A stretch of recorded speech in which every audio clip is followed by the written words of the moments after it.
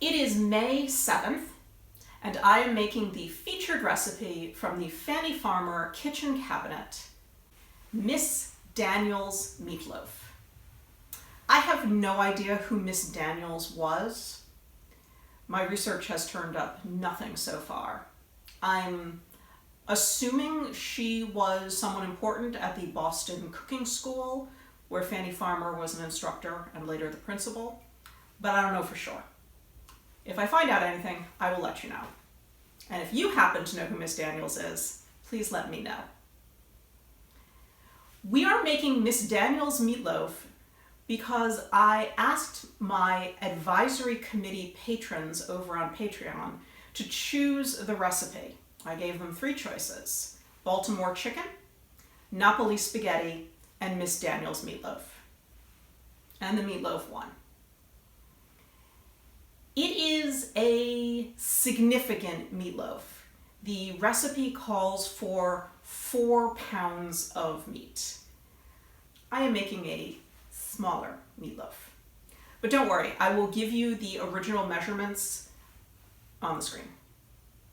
As usual with these videos, I have never made this recipe before and I have no idea how it's going to turn out. So let's get started. To make Miss Daniel's meatloaf, you will need pork, veal, and beef, breadcrumbs, milk, salt, pepper, eggs, salt pork, and optional onion. To make Miss Daniel's meatloaf, chop 1 pound fresh pork, 1 pound veal, and 2 pounds beef.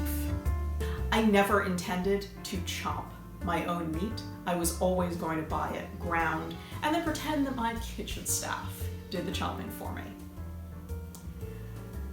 My intention was to buy separately ground pork, ground veal, and ground beef. But my supermarket had no veal, ground or otherwise, except in the form of meatloaf mix, which is a combination of ground pork, ground veal, and ground beef. But since the recipe calls for twice as much ground beef as the other 2 meats, I bought some extra ground beef and used it to bring the weight up to the proportions that Fanny Farmer has in the recipe. So it's approximate. Mix and add breadcrumbs. I made these from crushing some stale bread.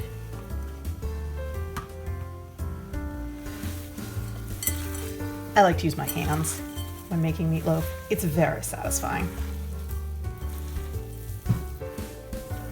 Milk.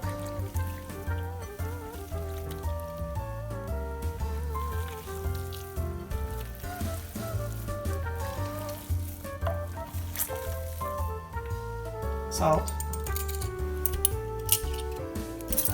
Pepper. The recipe calls for 1/8 of a teaspoon of pepper for 4 pounds of meat. I'm just going to add a couple of grinds.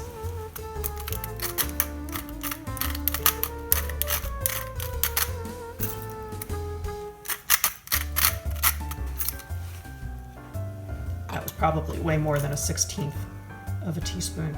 This recipe also appears in Fanny Farmer's cookbook, A New Book of Cookery, with the additional information that some find that 1 small onion, peeled and chopped, is an agreeable addition. And I am definitely one of those people.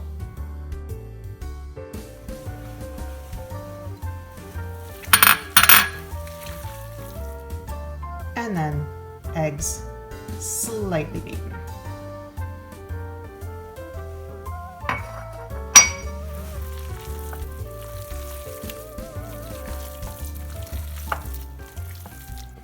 Because the original recipe calls for 3 eggs and I'm making a half recipe, I'm actually using 1 whole egg and 1 egg yolk.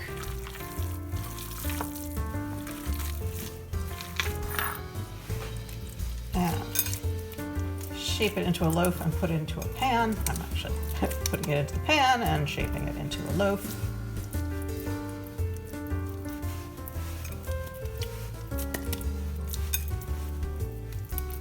That's loafish.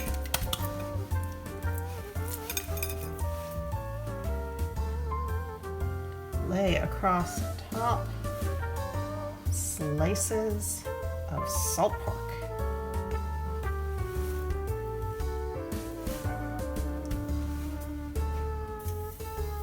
Roast 1.5 hours. I've set the oven to 350 because that is the temperature I usually cook meatloaf at.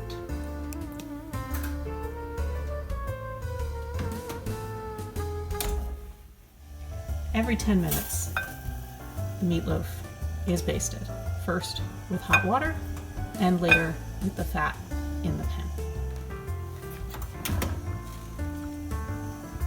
The meatloaf has been cooking for 90 minutes. I've been basting it every 10 with the fat in the pan, and now it's ready to come out.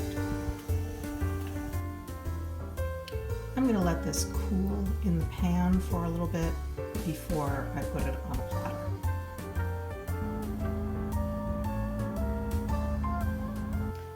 Miss Daniel's meatloaf.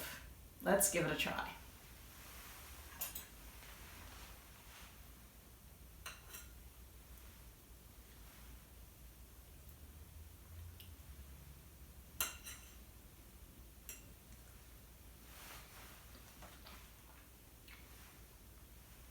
Well, it's meatloaf.